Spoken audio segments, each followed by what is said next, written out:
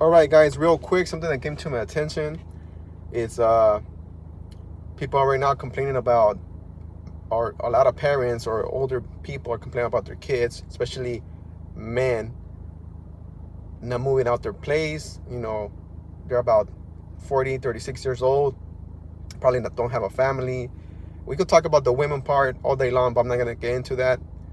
Uh, they don't have a job, they're not productive, and it all comes down to bad parenting. If I'm quite honest, bad parenting is what makes or creates a situation.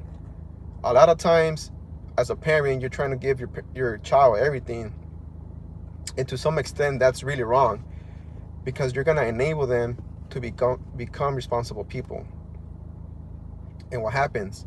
A lot of times, your son, gets 20, 25, 30 years old, and if your dad and mom are still around, what does that person say? Well, I have my mom there, I have my dad there. They'll help me out. They'll bail me out. Well, whatever problem I have, they're gonna be there because they're comfortable. And a lot of times in life, you have to be uncomfortable. I come from a real, I'm not saying I'm rich because I'm not, but growing up, we didn't have much. My parents, we were really poor.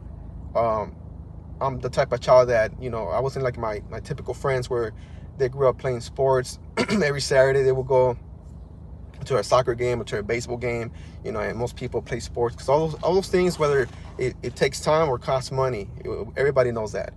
And my parents being really not only immigrants at the time, they were immigrants. They immigrated here from Mexico. They came here legally. We were just poor. So, excuse me. So what I had to do at this early age is just work. My dad had his own little business. I went to work with him, and that's that.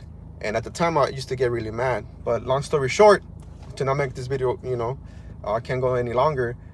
It's all about bad parenting. You gotta, be hard on your kids.